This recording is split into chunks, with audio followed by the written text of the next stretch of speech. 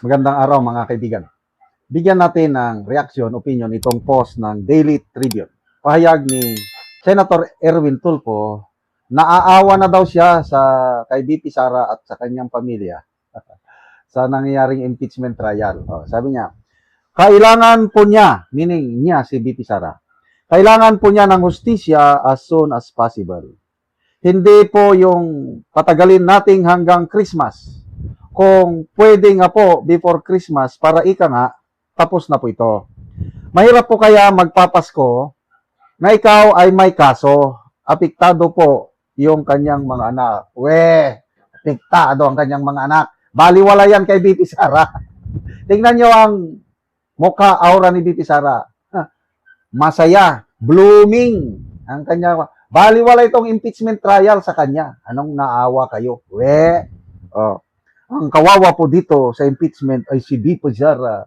Para bang, I don't know, kung naniniwala ba kayo dito kay Erwin Tulfo. Ako, personal opinion ko lang ito.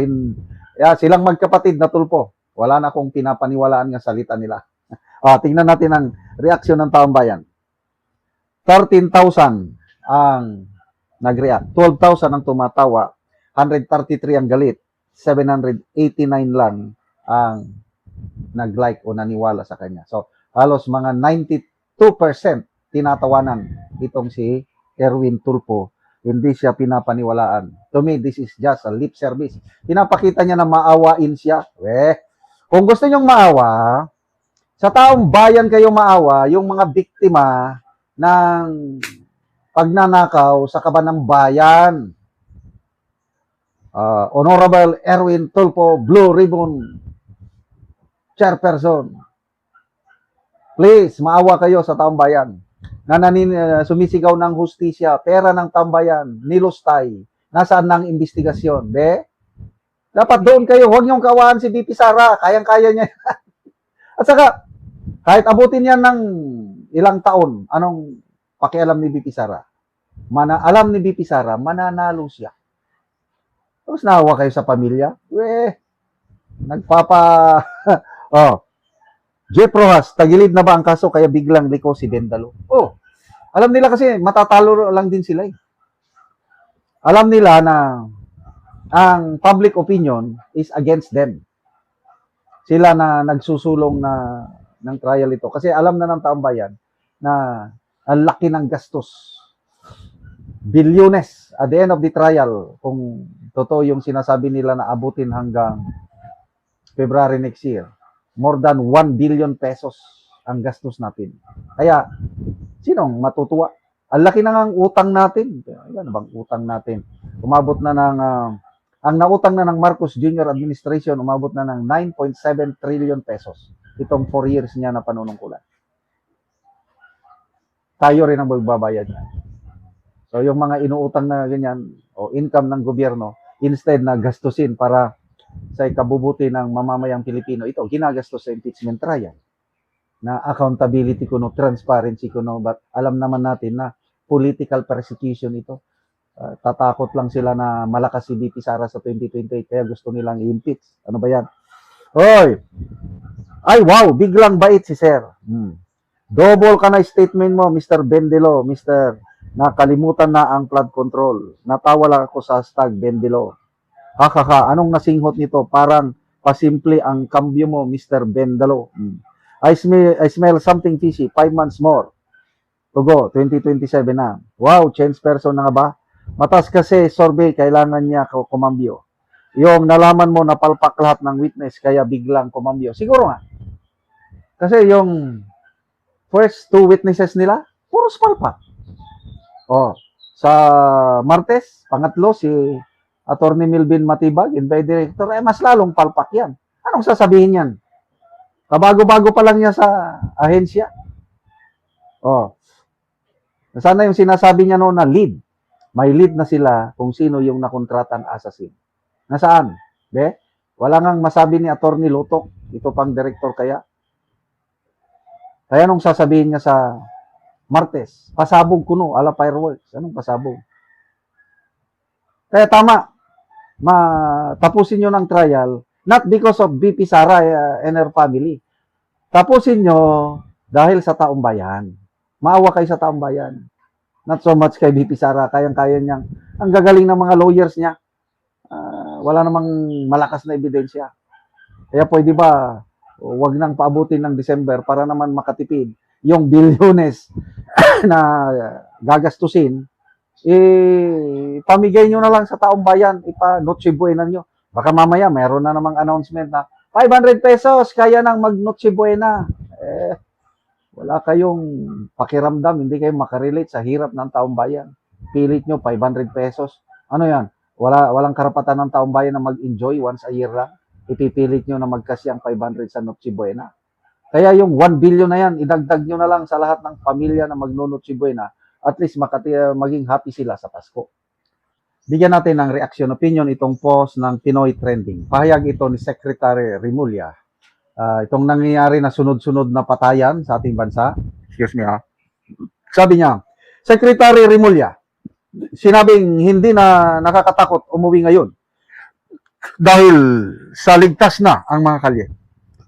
Ipinagmalaki ni DILG Secretary John Vic Remulla ang naging resulta ng kanilang pagsisikap na gawing ligtas ang bansa. Sa isang press briefing, sinabi ni Remulla na nasa 80% na umano ang binawas ng krimen sa bansa. 80%. The country are safer than we've ever been and it will get better. Yung mga kababayan ngayon, nakakauwi na ng hindi takot. Dagdag pa niya. Dati, nakakatakot umuwi. Ngayon, I'm proud to say that cities are much safer. Well, karapatan ng isang secretary na mag-announce sa pinapaniwalaan niyang nagampanan niya habang nasa tungkulin. Ang problema, pinapaniwalaan ba siya ng taong bayan? Yun ang malaking question. So, tingnan natin ang nag-react, 98,000 ang nag-react. 82,000 ang tumatawa, 13,000 ang galit, 1,200 lang ang nag-like sa kanyang pahayag. Ibig sabihin, 98% tinatawanan itong si SILG Remulla. 2% lang ang naniniwala sa inyo, kagalang-galang na secretary. But anyway, wala kaming magawa. Kung yun ang paniniwala ninyo, sino ba yung Colonel Alan Ray Co, PIO, Public Information Officer ng Police? Sabi niya, this statistics do not lie. Siguro, naging sensational yung mga balita, yung sunod-sunod pagkamatay ng mga riders. Meron pang pro-government o BBM vlogger na biglang pinaslang. Naging sensational. But the statistics do not lie. Well, sige nga, wala kaming problema. Sa statistics ng pulis, pag yan ang lumalabas, edi sa inyo, mas safer.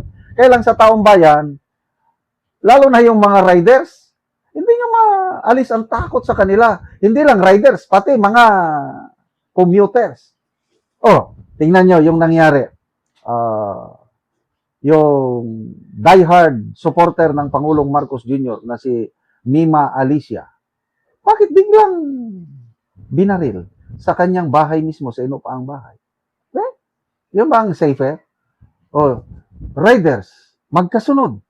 Kaluukan, mamaya, Cavite. Kaya naawa ko sa isang post.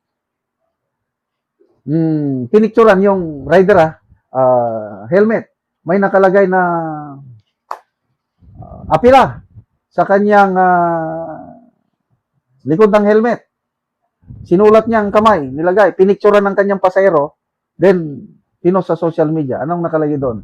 Buntis ang aking asawa. Sana huwag niyo akong saktan. Ano yon? Ligtas? Hindi. Natatakot ang mga riders natin, motor taxi riders. Of course, hindi lang sila. Kahit saang lugar kasi ngayon, perception ng nakakarami, hindi na ligtas. Kasi bumalik na yung dati. Malala ko yung kwento ng aking kaibigan na US Navy. Nung bago umupo si Duterte, kita niya, magulo ang Pilipinas. Kaya kumuha siya ng lisensyadong baril. Pag nasa Pilipinas siya, lumalabas, dala-dala niya yung baril niya. Kasi nakikita, ang daming standby, ang daming adictos benedictos sa lugar nila. Kaya nabigla daw siya, nung nanungkulan na si PRRD, biglang nawala yung mga standby, yung mga hari-hari sa kanilang lugar. Bigla daw tumahimik. Kaya ang kwento ng kaibigan ko, yung kanyang license firearm, ibinigay. Hindi ko na yan kailangan. Binigay niya na kung kaninong kaibigan niya. Ganon ang pangyayari panahon ni PRRD. Kaya pati ang mga riders mismo nagsasabi, mas safety panahon ni Rodrigo Duterte. Bakit? Takot ang mga, ikaw pa naman pagsaba na, I will, yun kita, sige.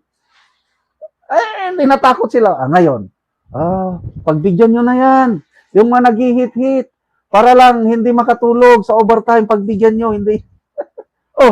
Sa sobrang bait yung approach ng administrasyong ito, kaya wala nang takot ang mga. So, mas ligtas? I don't know. But itong reaction, ito na, it says all. Ulitin ko ha, 98,000 ang nag-react. 82,000 tumatawa, 13,000 ang galit. 1,200 lang nag-like. Wala nang kapanipaniwala itong mga sinasabi ni Secretary John Vic Rimulya. Comments. Mitch Maldita, natutulog pa yata ito sa pansitan. Hoy, gising, ulol, safe sa imong mata. Sir, itry mo mag-commute everyday without bodyguard ha, then update. Sila kasi, lumalabas with bodyguard. Nakasakyanan. Paano yung ordinaryong tao? Ako, naranasan ko yan. Alam ko kung gaano kadelikado mag Nung nasa serbisyo pa ako, may mga escort ako. Nung nawala na yung, nag-retire na ako, wala na akong escort. Delikado na. Kailang panahon ni Tatay Digong talagang feeling ko safe na safe ako noon kahit saan, kahit anong oras ng gabi. Ngayon, hindi na. Bigyan natin ng reaction, opinion itong video, point of view ni Attorney Regal Oliva. Pinaliwanag niya bakit biglang umatras yung prosecution na hindi na nila itinuloy ang pag-require kay Attorney Zulueta Lopez na magtistigo. So, pinakita niya, siniwalat niya ang kahinaan ng prosecution. Context matters. So, ano yung context sa trial na ito? Pakinggan natin siya. Sa criminal law, context is everything. Context. Kaya marami ang nagtatanong kung bakit umatras ang prosecution sa pagpapatawag kay Attorney Zulueta Lopez bilang adverse witness sa Article 4 ng impeachment. Matapos humingi ng subpoena, sinabi na lamang nilang ang kanyang testimonya ay redundant. But is it? Si Attorney Zulueta Lopez ang isa sa mga taong maaaring maglahad ng buong chronology ng mga pangyayari bago ang controversial press conference. At kung may isang taong makapagbibigay ng konteksto sa mga salita ngayon ay sinasabing bumubuo ng grave threats, siya yun. Because context matters. In fact, context may determine whether a crime exists at all. Yes. Ang prosecution ay nagsasabing ang grave threats ay maaaring maganap kahit conditional ang threat. Bilang general proposition, maaaring pagtalunan iyan. Ngunit narito ang problema. To date, the Supreme Court has not laid down a definitive ruling squarely addressing whether a statement such as this, made under these particular circumstances and with these specific conditions, constitutes grave threats. Wala pa tayong controlling jurisprudence na may kaparehong factual milieu na maaaring magsilbing malinaw na gabay. At hindi rin dapat kalimutan na ang grave threats ay isang mala-inse offense. Sa mga mala-inse crimes, criminal intent or mens rea is indispensable. Hindi sapat na may binitawang mabibigat na salita. Kailangang mapatunayan na may criminal intent na magbanta at magdulot ng takot sa paraang pinagbabawal ng batas. That is precisely why context becomes indispensable. Ano ang nangyari bago ang pahayag? Correct. Ano ang dahilan kung bakit ito nasabi? Ano ang intensyon na nagsalita? Ano Correct. ang kabuuan ng pangyayari? These are not collateral questions. They go to the very existence of the crime. Kaya nakapagtataka na ang isang testigong maaaring magbigay ng pinakamahalagang konteksto ay hindi ipresenta ng prosecution. Because if attorney Zuleika Lopez can provide the missing context, then she may likewise provide the missing element necessary to determine whether Article 4 stands or fails. Sa batas, ang burden of proof ay nasa nag-aakusa, andon sa prosecution. At sa isang mala in se offense without proof of criminal intent, context is not optional. It is indispensable. Another day. Napakadaling intindihan, no? Yung context na sinasabi niya is, yung kabuuang kwento, ano bang mga pangyayari, bakit nakapagsalita si VP Sara ng gano'n? Yan. Sabi nga ni Congressman Edgar Erese, that threat ni VP Sara is stupid. Dahil it was born out of anger. Sino ba naman ang matinong tao na may criminal intent na ipapagurgur niya ang tatlong matataas na tao, i-broadcast pa niya in a press conference? Is that criminal intent? Kung tunay ang layunin niyang manakit, ang normal is tahimik hanggang may isa katuparan. Yung ganon is talagang meron siyang it's just a matter of self-defense. Panakot na lang yon. Pag napatay nyo ako, papatayin din ko kayo dahil may na-hire na akong assassin. Yon. Dapat yung context. So, bakit umatras ang prosecution? Somebody must have realized. Nung una siguro, kita nila, kasi dalawa yan Attorney Zuleika Lopez at saka yung sheriff, inilista nila. Nagbago ang isip. Umatras. Na-realize nila na in the end, lalo silang matatalo pag ituloy nila na magtistigo si Attorney Zuleika Lopez at saka si Mr. Abby Andres. Kita mo ang prosecution? Walang klarong patakataka pa. Kung Bisaya yung patakataka, yung walang klarong strategy. Redundant lang kuno. Kung talagang matibay na witness yan, mas maganda kung redundant para corroborating evidences. Ganun yun sa trial. So, salamat, Attorney Regal Oliva. Context matters. I believe, pagdating ng defense na silang magpre-present ng kanilang witnesses, I believe, i-present nila yan si Attorney Zuleika Lopez. Hintayin nyo lang. Bigyan natin ng reaction, opinion itong post ng ArcLight News. Mabibigat o maanghang na salita ni Attorney Rowena Guanzon binitawan laban kay dating Miss Universe Gloria Diaz. Title, sa tanda mong yan, Marcos ka pa rin.